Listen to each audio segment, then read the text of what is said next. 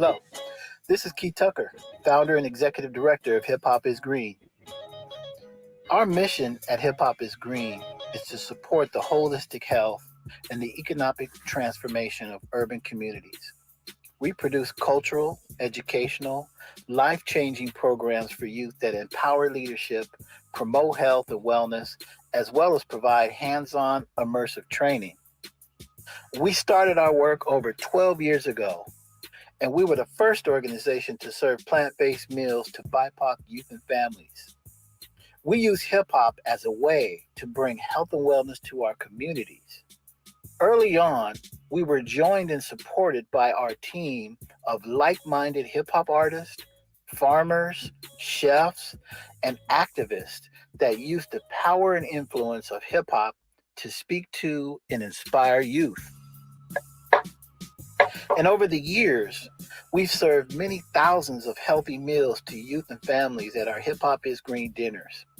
These dinners were the first time most attendees have ever had a plant based meal, and some of them went vegan from attending our events. Now, when the pandemic happened, we had to stop all of our live events, and we took time away to refocus. And when we were ready, we came up with the perfect way to pivot our programming and create a new vision. That new vision is Cherry Street Farm and Lab Project. We went out and put all the necessary pieces together for the new project. We met with architects, construction companies, commercial kitchen supply businesses, container companies, landscape artists, in order to bring this new vision to life. Today, we are excited because Cherry Street Farm is going to provide a paid internship for BIPOC youth with a focus on hands-on learning.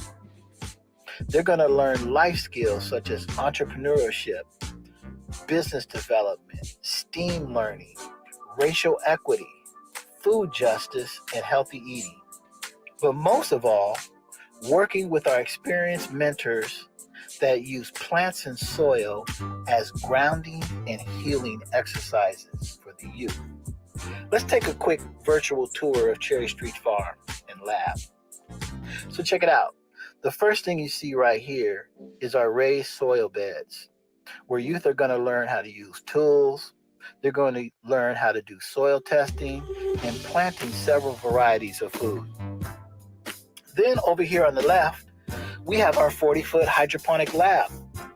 Our goal is to upgrade the farm to maximize the capacity by installing a freight farm hydroponic growing system that's housed in this 40-foot container known as the greenery. Now, this high-tech and very efficient system will allow us to grow almost 2 acres of food and using 99% less water and 99% less space. We'll be able to grow many different varieties of food. We'll be able to grow it year-round with a small carbon footprint using minimal water and zero pollution.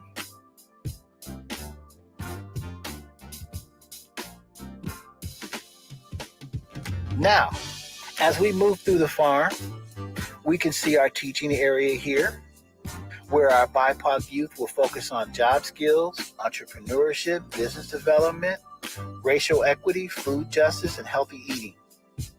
This is where we will discuss all of our learning opportunities that are designed to build skills to succeed in the workplace, create opportunities to connect young people to hands-on training, virtual learning, sales, marketing, event production, farming, and cooking. They will also learn project management and project development, preparing them for a living wage career. We will educate and mentor youth, and they will receive hands-on training, and this will strengthen our community and support young people and their families. Youth interns also participate in field trip, outdoor activities, and our program adds skilled labor and diversity to the workforce. In front of the teaching area is our kitchen right here. It'll be a learning space again for youth to learn all aspects of cooking and preparing food. Our teaching kitchen will have a healthy plant-based, cultural, relevant cooking classes. Cherry Street Farm and Lab is going to be a community hub with youth development as its central component. So, when you're looking for opportunities to give and support, we hope our organization will align with your values. If you are like so many of our generous contributors, you understand that opportunities to give to projects that directly make positive and sustainable change in young people's lives is where your dollars make the greatest impact. So we are asking for your donation to this project so that we can raise the necessary funds to build our new vision and bring Cherry Street Farm and Lab project to life. We know that with your donation, it can change the life of a young person, and we sincerely appreciate your generous support of Hip Hop is Green and Cherry Street Farm. If you would also like to volunteer or become an intern or support in any way, please contact us. Thank you so much. Look at All right. Thank you for tuning in to Naijha Speaks. I'm Naijha Wright Brown, your host, and I'm here to help you. So just let me help you find your vegan soul through food, people, events, and culture. Habari Gani, happy Kwanzaa day 3, Ujima, which means collective work and responsibility. So the perfect day for this segment. A climate nonprofit raised 1.2 million for what you just saw. So without further ado, let me bring on the fantabulous Keith Tucker, founder of Hip Hop is Green. How are you doing today, Keith? I'm awesome. Good to see you, Naijha. Thank you for having me. This is cool. Love it. No, absolutely. You know how it started, right?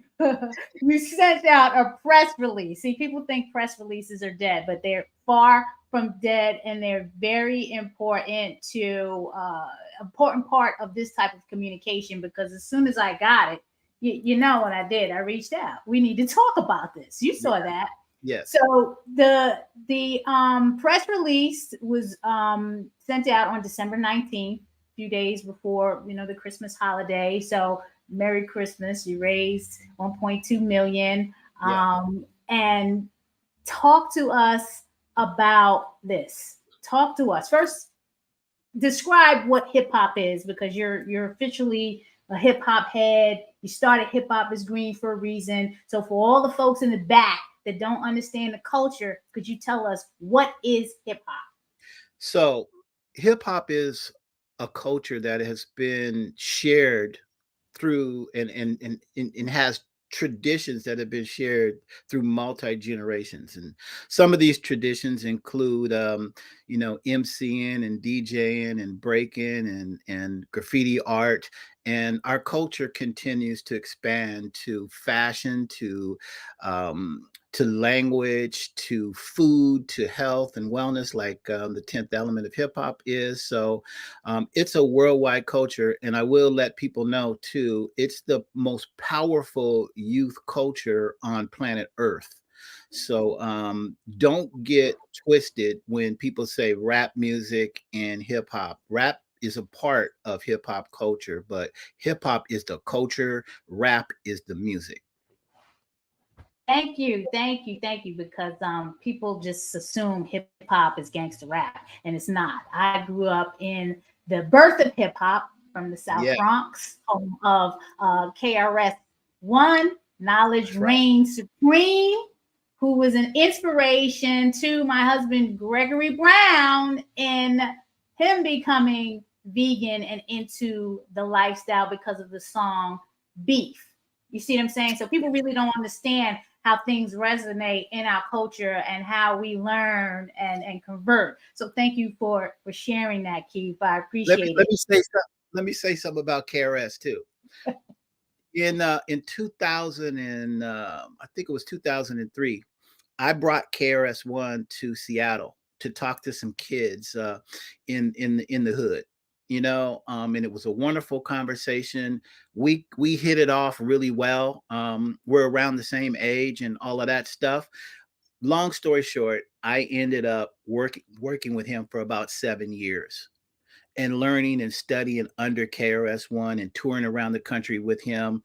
And from that relationship that I had with KRS-One, I went into my radio show, the Keith Tucker Show. And on that show, birthed Hip Hop is Green. So it's a straight line from KRS-One to me creating Hip Hop is Green and the 10th element of hip hop. He was the one that introduced me to the Hip Hop Declaration of Peace, which states the 9 elements of hip hop for the first time in history. So shout out to my brother KRS-One. Much appreciation for that. Absolutely, absolutely. And before the pandemic hit, like as you were saying in the video, you were doing all these dinners, and that's how you and I connected. Yeah. The green dinners, and dinners were done in the city of Baltimore, which was amazing. I'm always trying to bring something new and different into the community. So that was definitely the best thing, that one of the best things we could have done, next to Vegan Soul Fest. Yeah. And then the pandemic happened.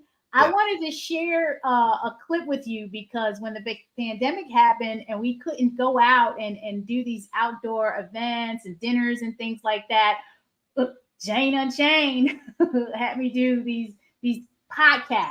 Yeah. And I want to see if you recall this clip. Okay. I'm gonna bring it back for you. So I think that we have all the solutions that we need with all these people that are on on this call today and more. I think that we should have a meeting together. I think we should outline all the issues that are facing our communities and come up with solutions and come up with a plan. We need to all get in the same room together and come up with a plan and work with each other together, because we're all working in silos right now. So let's all get together, work together, and come up with these solutions, and like solutions to where do we go purchase our food? Is there at the church, do you guys provide food that people can go and purchase? Is there a store that we can go and purchase this from? And that creates economics in our community. What food should we eat, and how should we present that food to the community? How should we promote what we're doing to the local government? How should we do that? Who should we talk to? All of these things should be listed in a plan that we come up with that's infallible, and so that's what we need to do, is just bring these minds together and create it. I'm doing that on a national level, right? I've got different cities where we're doing it in right now, and then I want to bring all this stuff together, nationally. So if we could work in Baltimore to do it, we got things going on in New Jersey, in New York, here in Seattle, so it's just working together. I think a lot of people in our community are doing great work, but I don't never see us coming together and saying this organization is coming together with this organization and we're creating partnerships. So yeah. You know how to jump, because Yep. Anybody that knows me knows I'm a collaborator. That whole conversation brings me back, because when we come forward and to see all the amazing work that you have done from that time until now, you weren't waiting for nobody. So congratulations. So talk to us about the journey, Keith. I'm going to bring the press release up. So people that haven't seen it, again, there is a link in the description. So if you have the link, you can bring it up. But here is the press release. Cherry Street Farm, hydroponic farm and educational lab. One, why holistic wellness? Can you tell us why, what it is, and why a hydroponic farm? Why did you go in that direction? Yeah. So, between, you and I relationship, that we've had for many years, I've always been a part of bringing holistic health and wellness to our communities because of cancer, diabetes, heart attack, stroke, all of those things that plague our community through the chemicals that are put in our food. I basically believe there's a lot of things in our communities that are weaponized, and one of these weapons is weaponized through food. Our music is weaponized, unfortunately, through the latest rap music that's coming out. The communities that we live in are toxic. We live by chemical factories. We live where there's less trees. We live in stressful environments. All of this toxic mix leads us to not have a good quality of life like others do. So, to create an oasis with inside our communities is what we're trying to do, and what we're doing actually here at Cherry Street Farm. And I'll just say, and the reason why we're doing it at Cherry Street, and it's really interesting. I grew up on Cherry Street. So this is my family land. This is the place I grew up with. This is where my grandmother, who taught me how to garden from a baby, we started from that soil to build Cherry Street Farm. So this is something very personal and important to me. And it's a small plot of land in an urban community. We don't have in urban communities acres and acres of land to grow food in most urban communities. So I'm trying to maximize the footprint that I have in order to help the community. So, I always do research, and I found one of the best ways to grow in an urban environment and grow all organic is the Freight Farm unit. If people are watching, look up Freight Farm and check out what they have. They have a hydroponic lab that's basically turnkey. You purchase this thing, and they show you how to grow and market and everything. So I decided to purchase one of these freight farms and raise the money for it and all of that stuff. So that's kind of how we came upon the lab, just because we wanted to maximize our space. What are you growing at the hydroponic farm? Okay. So we just got our lab, so we're not growing yet. We just got our power turned on just about maybe about a month ago. So we're getting everything set up. But what we are going to grow is we're going to grow herbs. We're going to grow lettuces. We're going to grow peppers. We're going to grow tomatoes. There's 500 different varieties of plants that we can grow in the Freight Farm lab. And as I said in the video, we can grow 365 days, 24/7. We control the environment. So I can grow things here in Seattle that may not necessarily be grown in Seattle, and you can't really see here in certain times. So that's amazing. We can grow collard greens. We can grow mustard greens. We can grow, okra, things like that. So we we go in there and we teach young people how to grow this food, but we also teach them about climate change, which I think is very important to start stressing to BIPOC communities, Black communities, Brown communities, and all of our communities, because we're on the front lines of something that people don't know that's about to hit them real soon. I know that in your state that you're from, New York, you guys got the wildfire smoke Yes, last year, right? yes, And we've been getting it here on the West Coast for about maybe 3 or 4 years, but it keeps on getting worse and worse every year. So, you may have one day here, one day there, or maybe 2, 3 consecutive days of nothing but terrible air that you can't really even breathe safely. Imagine, doing that for 2 or 3 months. right, You right. understand? Yeah, I had smelt it faintly when it was in the Canada area, and then we smelled something again with it. Like that was my first time really, really feeling the effects of it. And we're here in Baltimore, so I'm imagining. Mhm. My mother lives in New York. The impact, especially for the elderly and for the children that can barely breathe. So Mhm. yeah, And then you got the heat on top of that too. That's killing people. You got floods. You've got all of these hurricanes, tornadoes. You got all of this stuff that is and tipping points that we're about to tip over if we don't start taking carbon out of the atmosphere and start getting Black and brown people really serious about climate change. So, I said, hey, I'm going to go and I'm going to teach young people about climate change. And the reason why I did that, Naja, is, through the green dinners, and we've done green dinners since 2009, and I've always learned that, when a kid comes to our green dinner, sometimes their life gets changed in a 2 hour period, Yeah. or not even a kid, adults. I've seen so many people that have come up to me and say, I went to one of your green dinners and my granddaughter's been vegan for 10 years, that type of thing. And I was like, man, if I could have more time with young people, I could really make a difference. And so that's where we started developing our youth excellence program. And we teach them climate change. We've graduated almost 200 kids from our climate change program, and they get paid for being a part of our program. They learn really, and when I say learn about climate change, we take them to experts. We watch films. We go and do experiments. We plant trees. We do all of these things within our program. And of course, they're eating full plant-based vegan meals and learn the connection between plant-based food and climate change all throughout the whole program. So that's what I think really makes a difference. You know what I mean? I love it. I love it. I see you there, Patty. Thank you. Patty's thanking us for the explanation on hip hop. We appreciate it.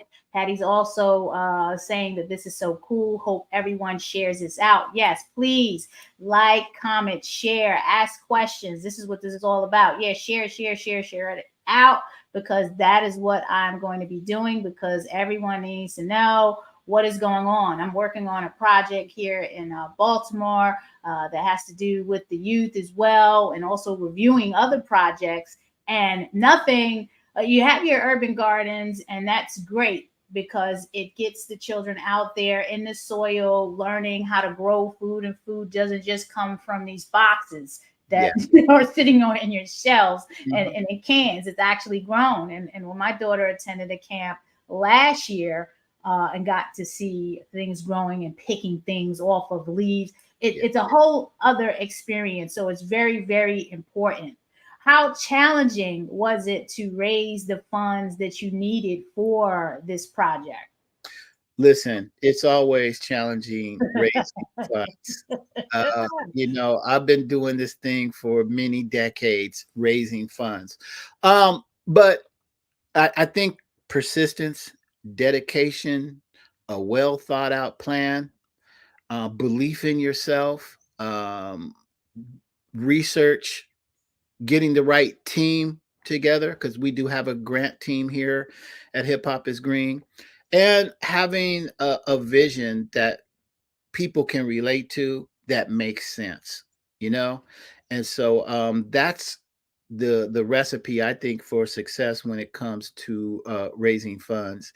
When we started doing grants, I remember the day me and one of my teammates, we were on the phone talking about grants. And I think we had done maybe a couple grants before. I think we had one for 8,000, another one for maybe a couple thousand, but it wasn't much at all. And I told her, I said, you know what, we need to start really focusing on grants. You know, we got to focus in on them. So the after effect, like, oh, wait a minute, there's something missing here. We got to focus on the money. We The got to passion is cool, but you need the money. yeah, yeah, and you know what? There's a lot of people out there that are community activists. I started out as a community activist, doing things in the community for free for many years. Didn't get paid anything. I just care about my community. So I wanted to volunteer, do all that. Then it progressed into, a business, and me doing that. And so when I was doing my business, I wasn't really getting paid that much. I used to joke with my wife. I was like, man, somebody working at Burger King probably makes more money than me right now. It's true. You know what I mean? True. But I was getting fulfilled by the work that I was doing for the community. And I know I was building towards something. You know what I mean? And Right. so, once I got serious about this as a financial situation and focusing on that, that's when we started attracting grants. Because remember, I said we only had a couple grants, and one of my team members and I were on the phone, and I was like, "Don't worry, we're going to get some grants. We're just going to start focusing on that, looking at it, checking it out, putting out that positive, good energy." And, you know, the grants started coming, one after one after another. We got one. And then, we started getting into the flow of learning how to do grants and learning how to find grants and learning how to write grants. So, I mean, that's really the way that we did it. But if you don't flush out your plan and you don't write it down, and you don't have everything crystallized, there's competitive nature in grants. Maybe there's one grant out there and there's 400 applicants for that Right. grant, Right. right?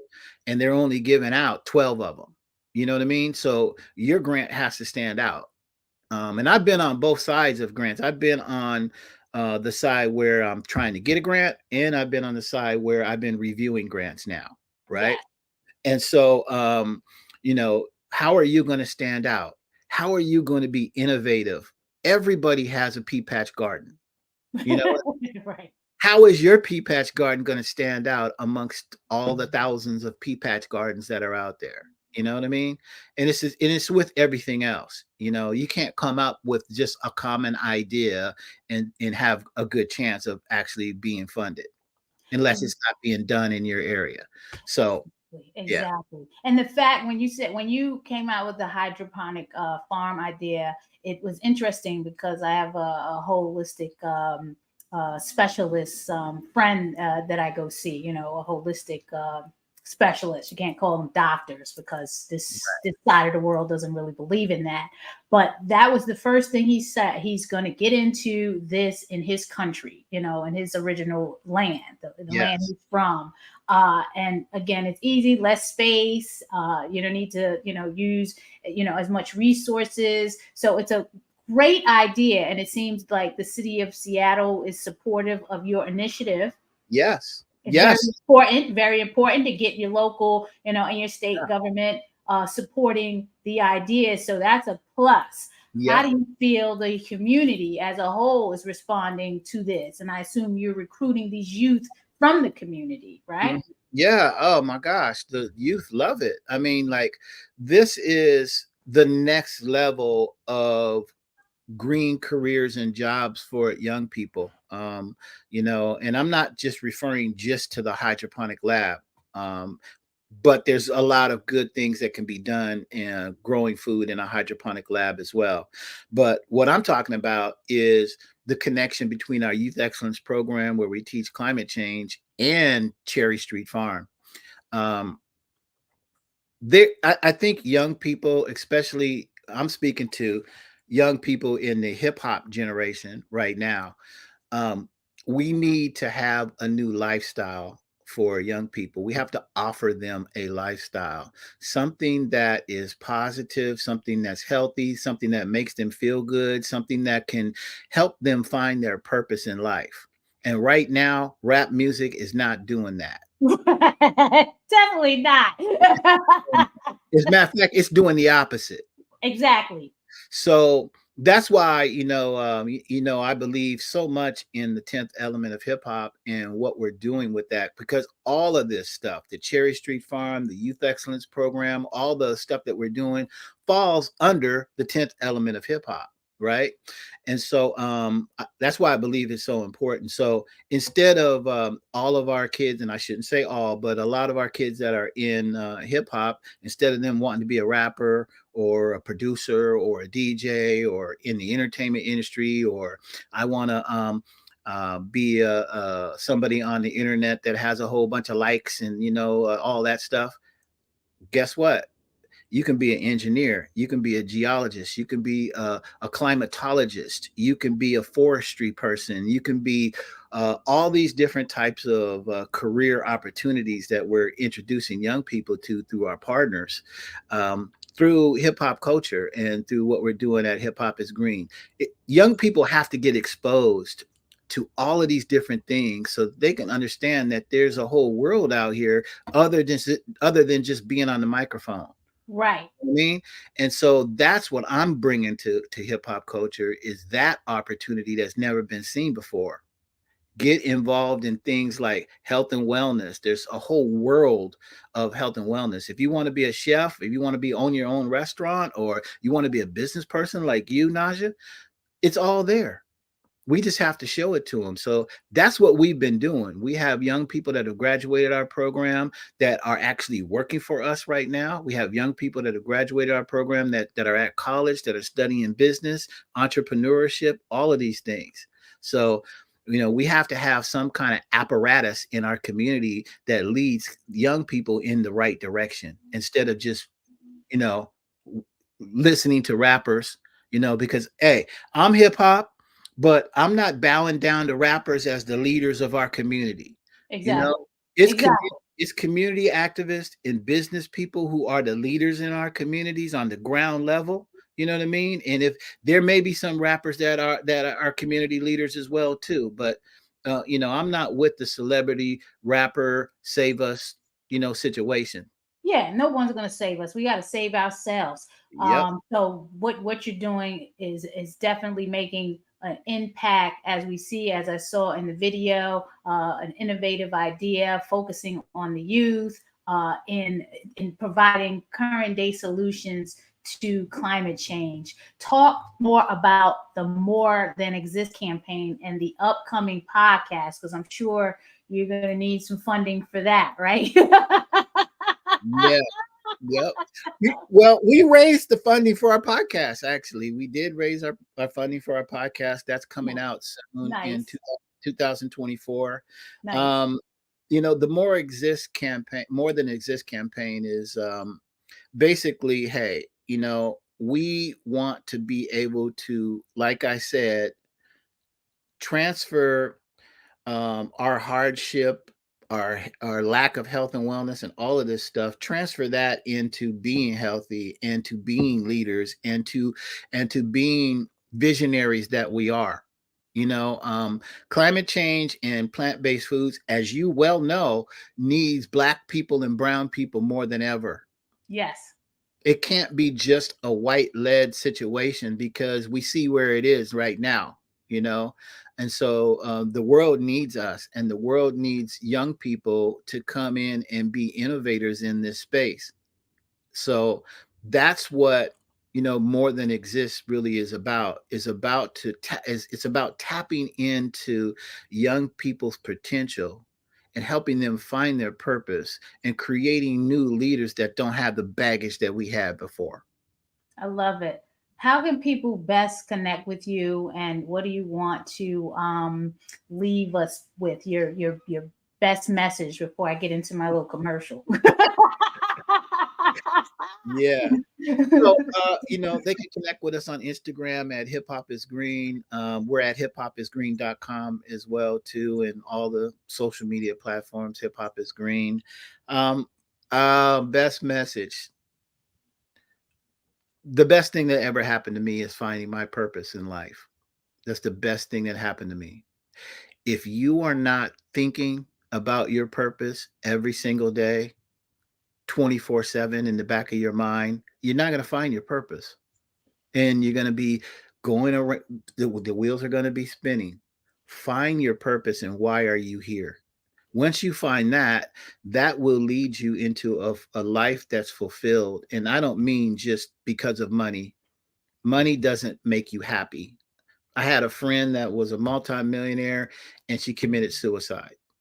Oh, sorry So, to hear that. mhm. So money doesn't make you happy. So, being fulfilled about the work that you're doing and the purpose that you're doing here on the planet is what makes you happy. And make sure I got this shirt on right here. It Well, says, look, I got my shirt on too. Hip hop is green. it's Hip Hop is Green shirt on. This is my get a mantra. You know what I mean? That you have every day. You can Yes, you read this. I love it. Can you read this? It says, "I make it happen." Yep. I And love it. And right in the middle of I Make It Happen is Keith. Ooh, so that is so nice. I love it. You know what? I gotta figure out something to do with mine. Like Naijha, like I gotta figure that one out. Yeah. Naijha speaks. I don't know. Like Yeah, I love it. I love that. Thank you so much for sharing that, Keith. You all are tuning in to Naijha Speaks. You can tune in at NaijaSpeaks.com, watch the replay, subscribe, like, share, comment. Naijha Speaks is a project of Black Veg Society. So please support us at blackvegsociety.org. We are meeting people where they are on their holistic health, vegan, and plant-based journey and connecting you with people like Keith Tucker. If you're in that area, you want to support Keith Tucker, please reach out to them at Hip Hop is Green and follow on IG at Hip Hop is Green. I'm going to bring on my little commercial here. Oh, we have a comment. Let's see. Hello, all. Thank you for tuning in. I see you there. Hi, Tom. Yes, I had a great holiday, taking it one day at a time. I want to shout out some of our fourth quarter supporters. Now that we're talking about supporters, thank you, Dr. Bronner's, the Well-Fed World, and most recently, Nicole Brodeur and Alex Payne. We appreciate your support, but we need more. Meeting you where you are. The meaning behind the slogan is that we meet the community where they are on their journey towards holistic health, a plant-based lifestyle, and veganism, whether it's physically, mentally, emotionally, or spiritually. We do this through people, food, events, and culture. Our 6 pillars are birth, eating, education, empowerment, enlightenment, and events. We are Black Veg Society.